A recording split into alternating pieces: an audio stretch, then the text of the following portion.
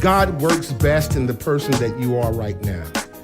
Turn to your neighbor and say, God works best in the person that you are right now.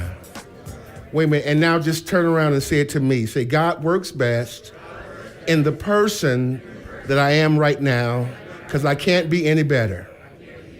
So you can't be any better than you. Somebody say amen. And you are you, regardless of what state you might be in, you're still you. Talk to me.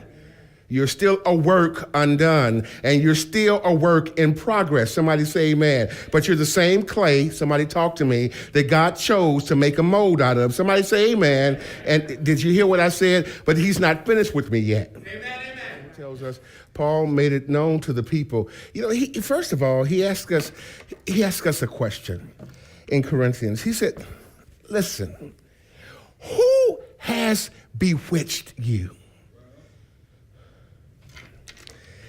I think, first of all, we need to understand how we got to a place to where we felt like we were not effective or null and void, or that who we are wasn't good enough, or that we had made such terrible mistakes somehow, or we had done something so disheartening that we could not any longer become a positive force, you see.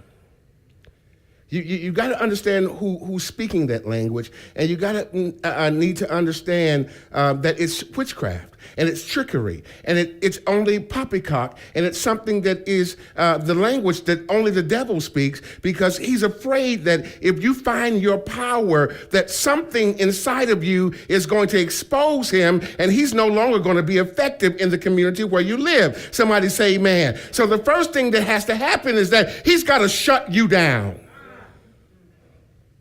So Paul asked the question, he said, who's bewitched you? Who told you that you were no good? Who told you that who twisted your mind to tell you that the things that you were doing were no longer effective?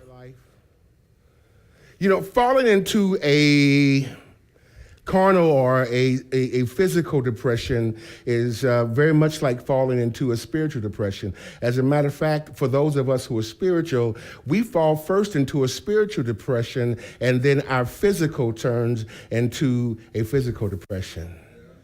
See, because the things that changed in the first place in our spiritual psyche was this. We stopped praying, and we understand what prayer is. Prayer is a connection to God. It's our energy going towards God. Somebody say amen. And God does not feed from negative energy. Somebody say amen. So the energy that we have to create in order to connect to God is the energy that says, I am engaged in asking, first of all, for forgiveness. So because in asking for forgiveness, that puts me in alignment with me understanding that I need to be humble before God. Amen. Knowing that God's not just going to receive anything and anybody. Somebody say amen. Okay, he's not going to do that. I'm sorry. He receives us in our tattered stages when we're ready to submit to him. The Lord is my shepherd, I should not want. The first thing that Jesus taught us to pray was, Our Father, what? Who art in heaven, hallowed be thy name. Thy kingdom come. He likes to be glorified. Thy will be done. Oh, as earth and he likes to be glorified. Don't ask why. He likes to be glorified. So glorify him. He's daddy.